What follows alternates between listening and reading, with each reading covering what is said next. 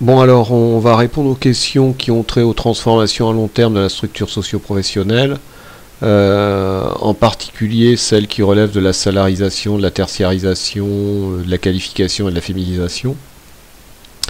Donc je vais répéter ce que j'ai dit pour le lot de questions précédentes, hein, c'est-à-dire mes réponses vont juste être indicatives, hein, donc vont vous permettre de voir si votre réflexion était sur la bonne voie, mais elles n'ont aucune prétention exhaustive, pas plus d'ailleurs que le lot de questions n'avait de prétention exhaustive. Donc je vous incite à très fortement lire attentivement donc ce qui a été écrit. Hein, notamment, j'ai donné des éléments de connaissance sur le processus donc de salarisation, de tertiarisation, de qualification, de féminisation, qui doivent désormais faire partie hein, donc de votre culture générale. Hein, donc salarisation, tertiarisation, qualification et féminisation. Hein.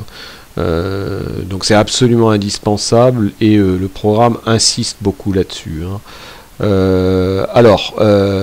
On va rappeler donc à quoi ces concepts font référence. Hein, donc c'est l'objet de la question 1.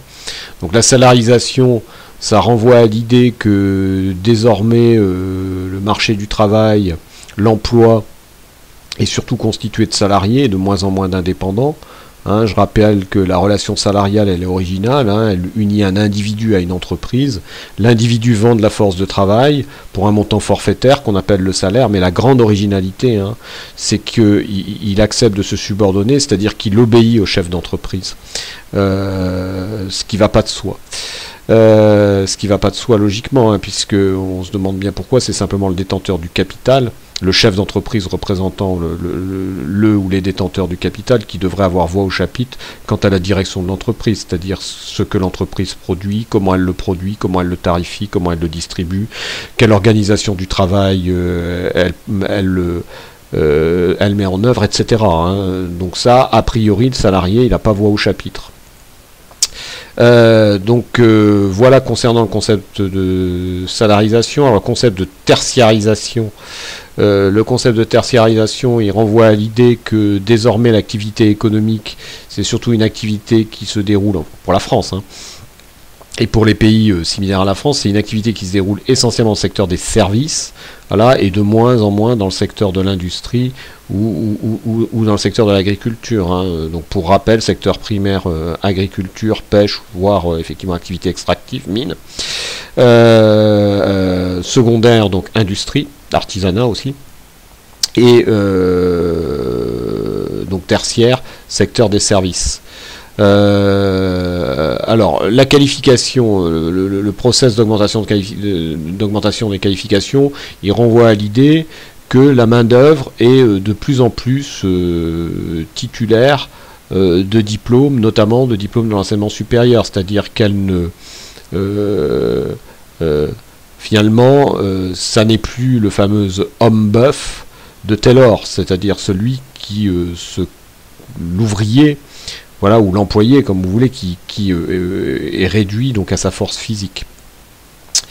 Et dernière chose, la féminisation. Hein, bon, la féminisation, ça renvoie à l'idée que les femmes, désormais, accèdent au marché du travail de la même manière que les hommes. On va voir ça. Alors, deuxième question, chiffrer à partir du doc 03 les processus entre les années 60 et aujourd'hui de salarisation, de tertiarisation, de qualification et de féminisation. Donc pour ce faire, on va se reporter au doc 03. Voilà, alors le doc 03, il comprenait lui-même deux questions. Hein.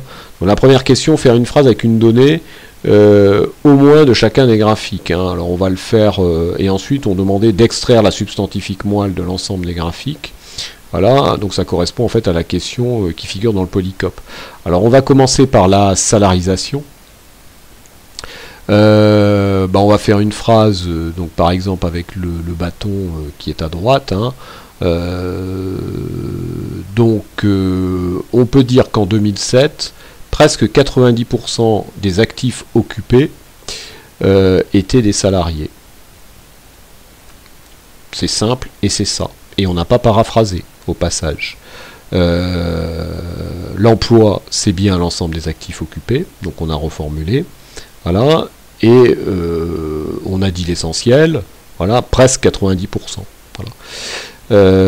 Donc ce qui revient à dire que les 10% restants, ce sont des indépendants, c'est-à-dire des petits artisans, des petits commerçants, des professions libérales, voire maintenant les fameux auto-entrepreneurs. Hein, il faut les avoir en tête quand on parle des indépendants. Alors, on va extraire la substantifique moelle de cette expression de Rabelais. Hein, donc en gros, l'idée, c'est qu'il faut retirer l'essentiel. Donc entre le début des années 60 et puis, on va dire le début des années 2000, hein, donc en presque un demi-siècle, voilà, on est passé d'une situation où les salariés, c'était, on va dire, un gros 2/3 de l'emploi, à une situation, c'est presque 90%. C'est dommage d'ailleurs que ce graphique ne remonte pas au début des années 50, à la fin de la Seconde Guerre mondiale, parce qu'on aurait sans doute eu un chiffre qui ressemblait à 50%, un peu plus, je pense. Il faudra aller chercher. Et donc on a véritablement une transformation assez radicale, hein, du paysage de l'emploi en France, on va dire sur 3/4 de siècle. Hein. On passe d'une situation où il y a, enfin en gros où le marché du travail est dualisé finalement, c'est-à-dire qu'il y a une moitié de salariés et il y a une autre moitié d'indépendants, pour l'essentiel des agriculteurs exploitants et puis des artisans commerçants qui font du service à l'agriculture, hein, enfin du soutien à l'agriculture, je veux dire correctement. Voilà, donc on a une France de petits indépendants qui vivent chichement, c'est presque la moitié de l'emploi, et puis une autre France de salariés, enfin une autre moitié du marché de l'emploi qui est, donc une autre France en fait, hein, qui elle est pas à la campagne mais qui est dans les villes, donc de salariés. Alors pour l'essentiel des ouvriers, on va y revenir. Donc quand même transformation assez radicale. Voilà. Alors ensuite on va regarder un petit peu par niveau de diplôme. Alors on va faire une lecture par exemple du point enseignement supérieur qui est en bas à droite. Hein. Donc je le mets avec mon pointeur. Alors c'est pas, là je suis sur mon écran d'ordinateur, hein, c'est pas évident à voir. Mais on va dire que en 2007, voilà, il y a un peu moins de 30% des diplômés, des actifs occupés qui sont diplômés de l'enseignement supérieur. Voilà. Donc qui ont un diplôme universitaire, un BTS, un DUT, un diplôme d'école d'ingénieur, un diplôme d'école de commerce. Voilà. Non. Alors c'est un graphique assez intéressant, techniquement à lire, hein, parce que vous voyez, je l'ai lu, non pas à partir du bas, voilà, mais je l'ai lu à partir du haut. Hein. C'est-à-dire qu'on a des totaux qui font 100%, voilà, et donc on comprend bien que les diplômés de l'enseignement supérieur, c'est un peu moins de 30% de l'emploi, en faisant une lecture en 2007, voilà.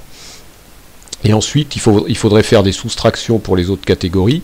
Ce qu'on peut lire, c'est ceux qui n'ont aucun diplôme ou simplement donc le certificat d'études primaire, le CEP. Voilà, donc c'était un diplôme, qui était donné en fin de classe de 5e aux élèves les plus méritants. On va dire ça comme ça. Donc en 2007, vous avez 20% à peu près des actifs occupés qui ne disposent d'aucun diplôme ou simplement du certificat d'études primaires. Et d'ailleurs, désormais en 2007, c'est plutôt aucun diplôme, hein, il faut être très clair. Voilà, puisque c'est un diplôme que le CEP de mémoire qui a été délivré la dernière fois au début des années 80, je crois que c'était 87, il faudrait voir. Hein. Mais c'est un monument du système éducatif français, mais qui est désormais tombé en désuétude. Voilà. Alors, donc en gros, on sait lire de manière polaire, j'irais les caractéristiques du marché de l'emploi en termes de niveau de formation, hein, donc aucun diplôme ou diplôme d'enseignement supérieur.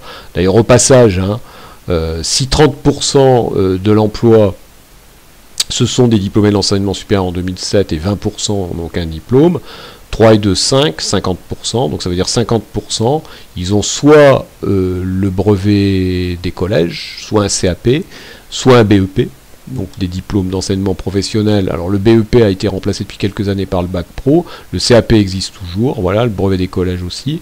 Donc ce sont des gens qui ont 50%, soit qui ont un niveau de formation professionnelle, des diplômes d'enseignement professionnel, soit juste le bac. Voilà.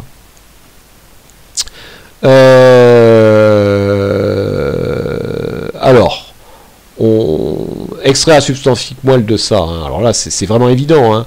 C'est-à-dire au début des années 60, vous aviez un marché de l'emploi où vous aviez très peu en fait d'actifs occupés qui étaient diplômés de l'enseignement supérieur, de l'ordre sans doute moins de 5%, ça devait être 3%.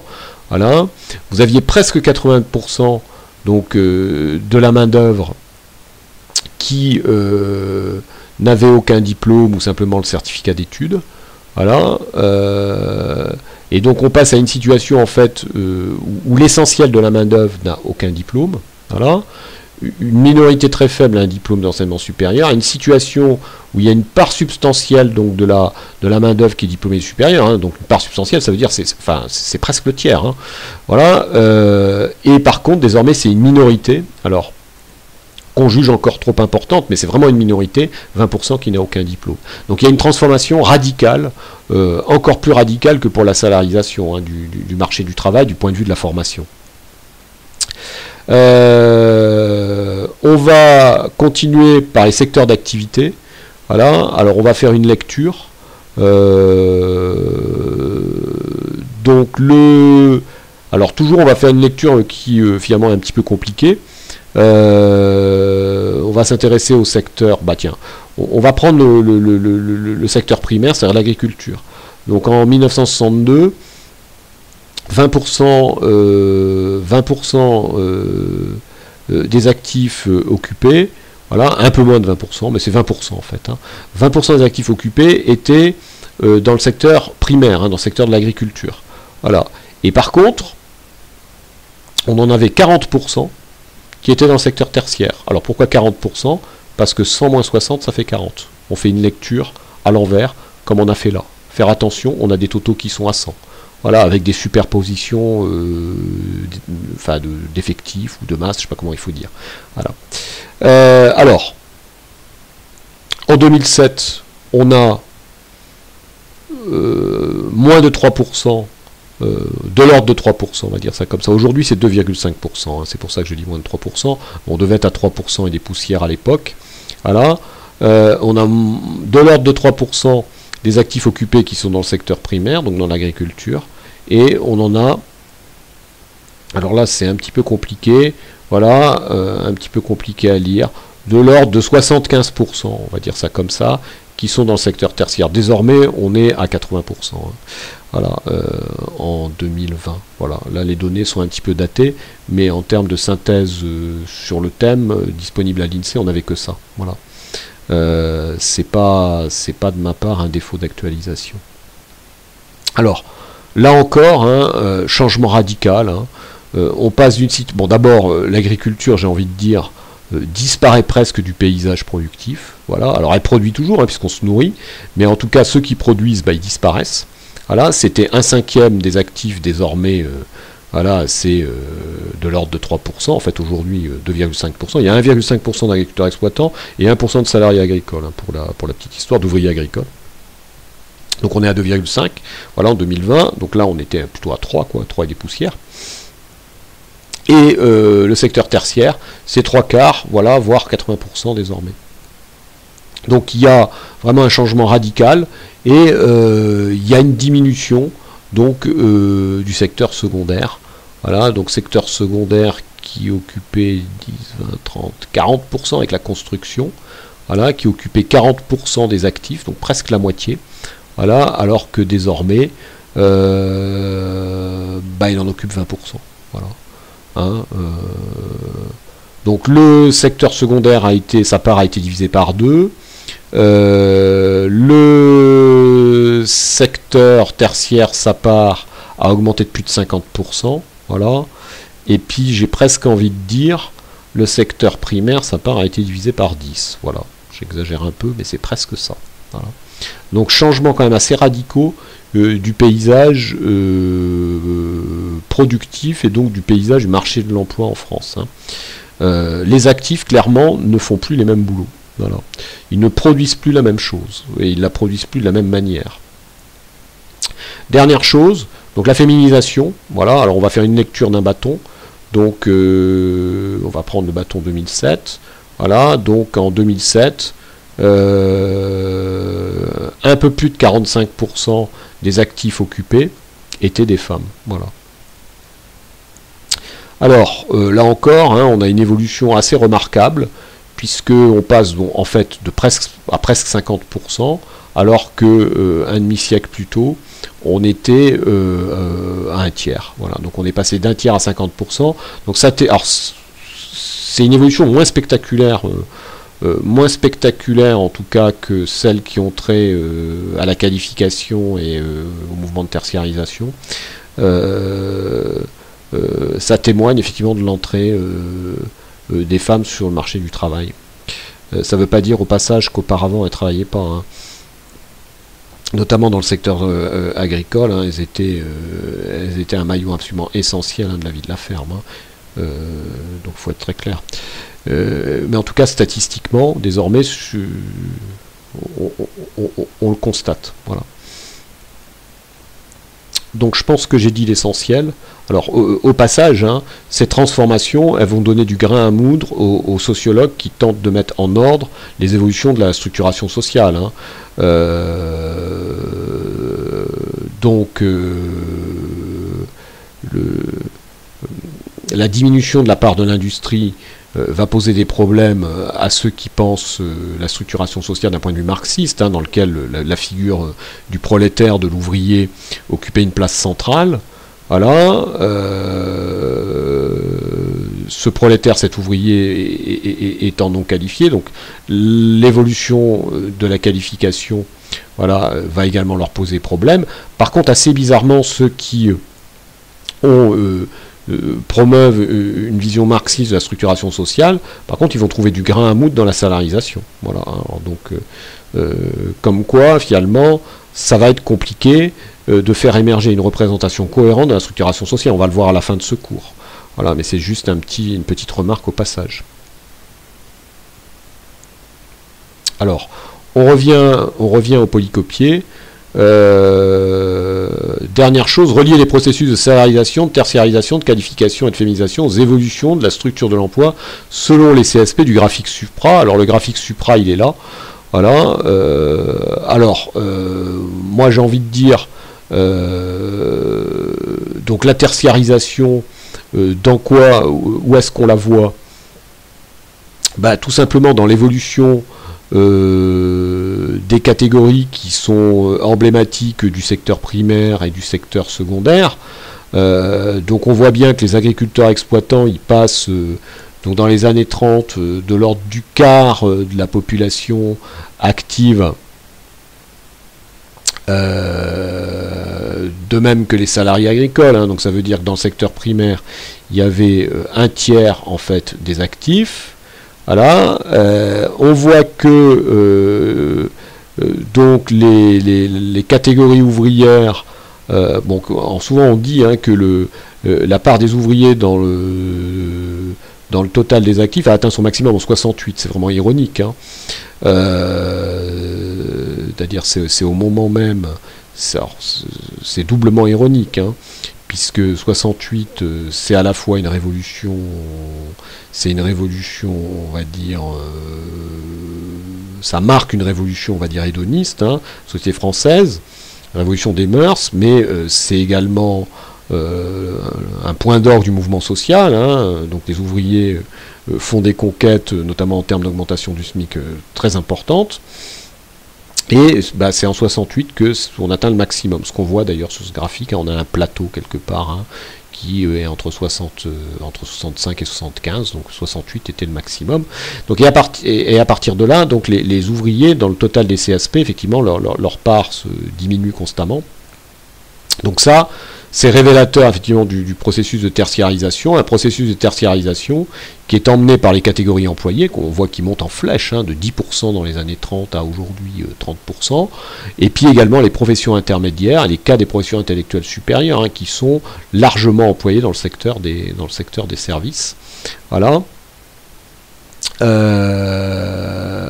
Donc processus de salarisation, là il tient aussi largement au déclin de la catégorie agriculteur exploitant et puis au déclin de la catégorie artisan commerçant chef d'entreprise.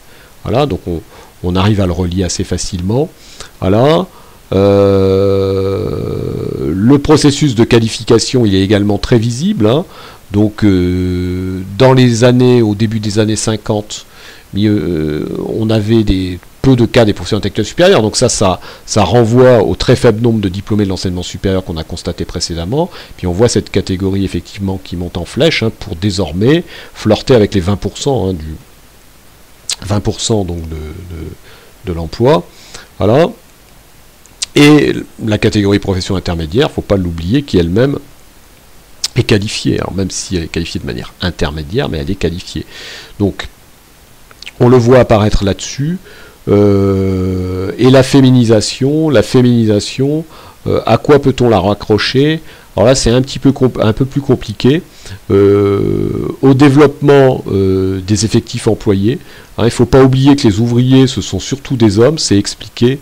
Ça va être expliqué un peu plus bas, en fait, dans mon polycopier, alors que les employés sont surtout des femmes, voilà.